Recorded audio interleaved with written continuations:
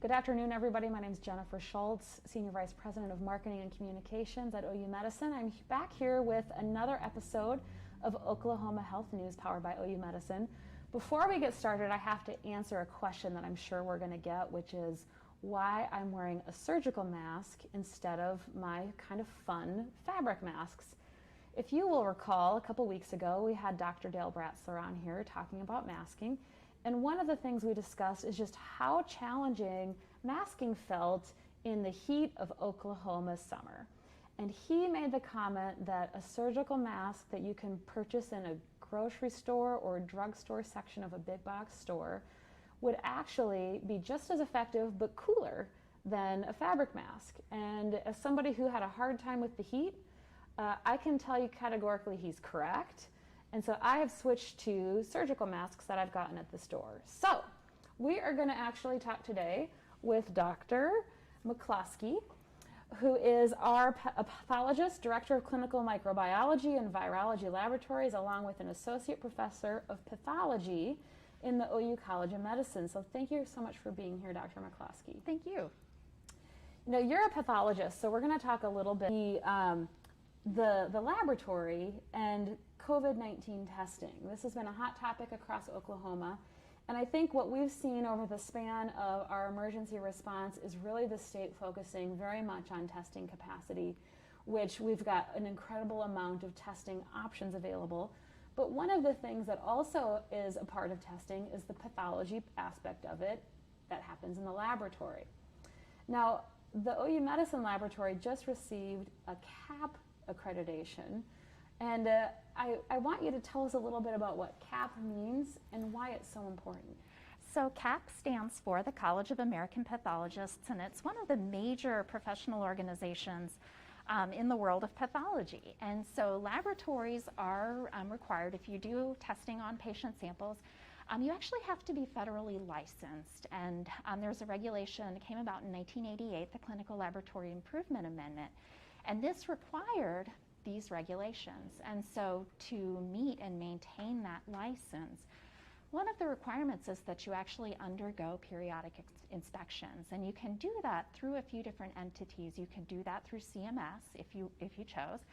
What we've chosen to do is participate in the inspection and accreditation program of the College of American Pathologists. And so this is probably a little bit more stringent of an inspection. Every single area of the laboratory has specific quality requirements that really are meant to improve and make sure that the quality of testing that we do is the best that it can possibly be. And so as part of this program, we actually have to be inspected every 2 years. And so we just had our inspection this spring and maintained our accreditation. It's really a very, very rigorous process and something that we're proud of, that we're a part of. And actually, as part of this process, we have to volunteer and go inspect labs around the country. So it's a peer inspection process. And there are thousands of checklist items across the laboratory of all of these different quality items that we need to meet. That's really interesting. You know, there's so many different initials that you can get in healthcare, that a lab can get, that a physician can get. One of the other terms that we've talked about with our lab, I'm hoping you can help us understand, is CLIA laboratory. What does a CLIA lab mean? So CLIA, and that's federal regulation. And to do human testing, you have to have a CLIA certificate. Essentially, you have to have a qualified medical director. Your employees have to meet specific qualification standards. And it really is, it's the federal regulation that governs clinical laboratory testing in this country. And so to test on patients, there's some sort of CLIA requirement that you need to meet, and that can change a little bit depending upon what your testing environment is. If you're just a doctor's office and doing minimal testing, or if you're a major hospital laboratory like we are, and there's a lot more kind of regulations that go into that. So when you think about testing in the lab here, you know, you'd mentioned a big hospital lab, so we are a very diverse academic health system. What type of testing does the lab perform, and who is that testing for? So we do testing for our hospital patients. We also do testing for our physicians' offices. And we do other testing too for other hospitals and physicians in the community. And when you think about the laboratory, the scope is really quite large. It's everything from if you need a blood transfusion, it's actually the laboratory that maintains those products and distributes those, does the testing to make sure that you get the right blood product. If you had a cancer surgery and you had, maybe you had to have, your colon removed, you have colon cancer, that's actually going to go to the laboratory, and it's a pathologist that's going to make that diagnosis. My area of the laboratory, I'm the microbiology and virology director, and so we handle most things that have to do with infectious diseases. So if you had pneumonia, and before COVID, maybe you had a bacterial pneumonia, we would grow that bacteria in the laboratory and test it against antibiotics to see what the best treatment was for you. If you need your cholesterol checked, it's the chemistry laboratory. So you can really see that the laboratory really touches so much in terms of every patient in the hospital. You probably can't get admitted without getting a laboratory test. And so, we really impact so many patients across the hospital system. So we have a COVID-19 test that we have in this lab that we run. And I want to talk a little bit about it because it is a test that was researched and developed here on this campus. And I'm wondering why that's different and how that's different than other tests you might find.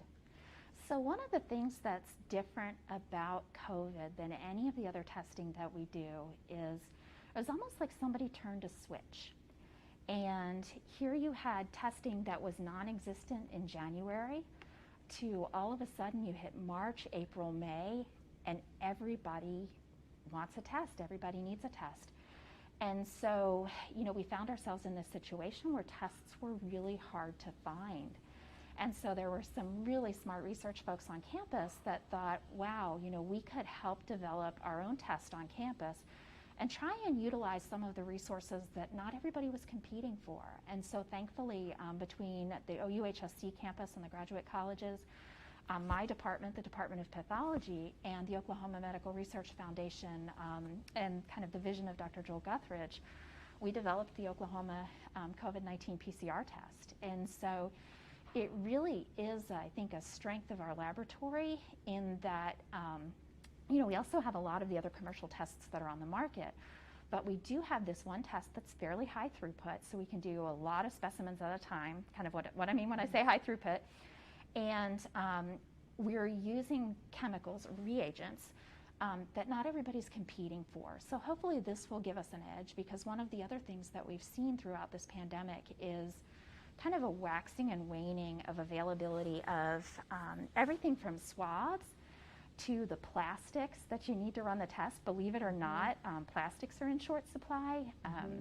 Everything from pipette tips to the different plastic components that go on some of the instruments. And so hopefully by having something outside of the usual supply chain, we've got a little bit of security. And so it's a great test. We've compared it against some of the other tests that we have in the laboratory, and it really stands up well. So help me understand a little bit, for me and all of my non-science friends out there, the ability to develop an Oklahoma COVID-19 test. Is that because of research that you're able to do that? How does that actually happen? So there are definitely multiple people on campus that have the expertise to develop tests. We actually have some other tests that we've developed just amongst the pathologists within the laboratory.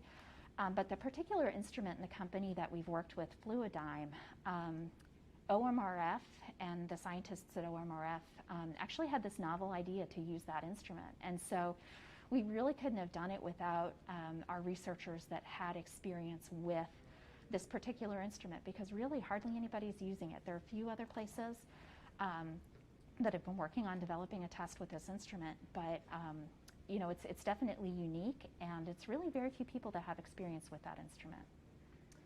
So you mentioned something about high throughput or being able to test a lot of specimens. So what does that look like for a typical week in our lab and a typical day? So we have two, and we talk about a test or a test system. Sometimes we'll refer to it as a platform.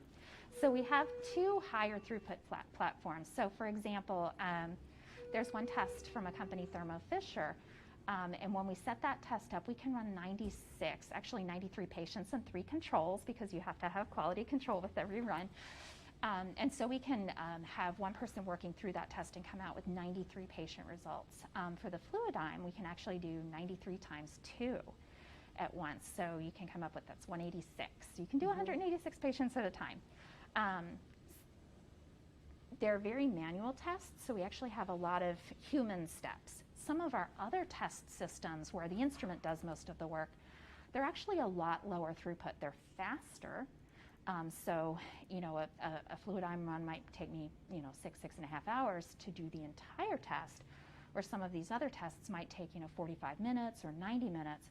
But maybe I can only do 1 at a time, or I can do 8 at a time. And so if you think about the large-scale testing that we need, 8 at a time, that doesn't really get you very much. However, when you think about the different testing needs of different populations, so if I have a patient that's coming into the hospital and say, we think that they have COVID, and we need to know that diagnosis right away.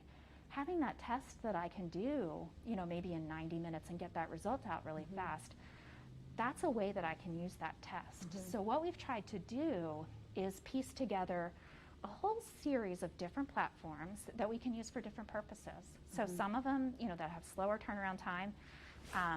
Oh, sorry, I'm losing my mask. For different patients, if you're getting a surgery in 3 days, we can take a little bit more time to get that result. But if we need something fast, we'll use one of our faster tests. And so we've got maybe 5 or 6 different tests in the laboratory that we can kind of choose from depending upon the patient situation and the speed that we need and how many patients we need to be able to test at the same time.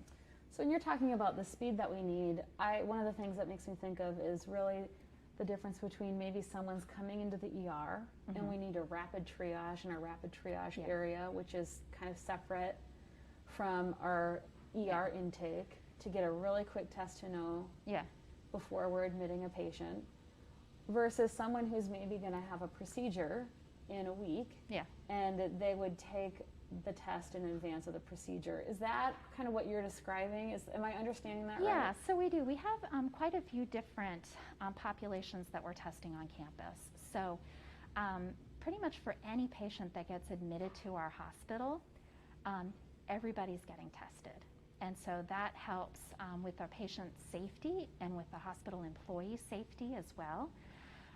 If we think that you might have COVID disease, you get one of the faster tests. And that usually we can probably turn those around in maybe 4 hours or less, 4 to 6 hours at the most. If we don't have a high suspicion that you have COVID and you're being admitted, you might get a little bit slower of a test. So those are our admissions. If you're having an operation or a procedure, your physician, your OU physician, is also going to have you tested. And those, we make sure that those results are available in time for your procedure. And they'll schedule you, maybe a couple days before your procedure to be tested. We're also testing for our OU physicians, our physicians on campus, and we have some collection sites on campus, and we also do collections for the Tulsa campus as well, and are testing those. And for our outpatient collections, we're trying to get those turned around in about 24 to 36 hours. I think is about where we are on those. So. Well, this is all really interesting, and I know a lot of people say, hey, how can I access a test, and what does that look like? I think, you're in the laboratory where you're looking at the precision of the test and getting the test run. One of the things that we tell people a lot is accessing a test has become very, very available in the state of Oklahoma. There is a hotline that you can dial. It's 211. It actually is managed by the State Department of Health, and they actually triage people based on their location. So I just want to make sure people know that that is something that is available to Oklahomans. And then when you are a patient or a healthcare worker on the OU Medicine campus, you can access that test through your physician scheduling it. You can access that test through employee health. Absolutely. So we've got a lot of different ways to access testing, which is critically important when you think about preventing the spread of COVID-19. So I just thank you for all of the work that you do in the lab to make sure we get precise results and we get quick results, because that's a major, major part in preventing the spread. I do have one final question for you. I ask everybody this question that comes here, which is, what are you telling your friends and family about COVID-19? Whether it's a tip, a ray of hope, a silver lining. I think all of us are looking for those words of wisdom right now. I think probably wear a mask. I think there's some good data that's coming out to show that, you know, just doing this really can be impactful and can help us out and help our friends, our family, our grandparents, our parents, you know, from getting sick. And I think one of the things that is very confusing about this pandemic is that it seems like messages change.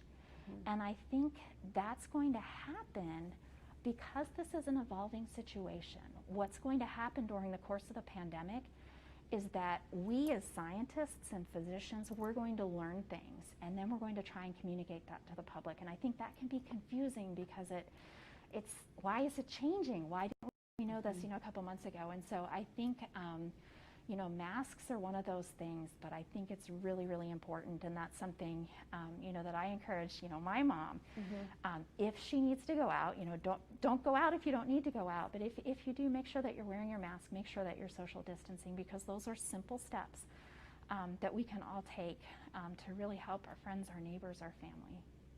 Well, I thank you so much for taking the time out of your busy schedule to come and spend time with us and talk about this very important topic. We will be back here again later this week with more exciting topics on Oklahoma Health News. We always tailor these to different things that you're interested in, what you might direct message us about or in the comment section. So keep that up, and we will see you again really soon. Thanks.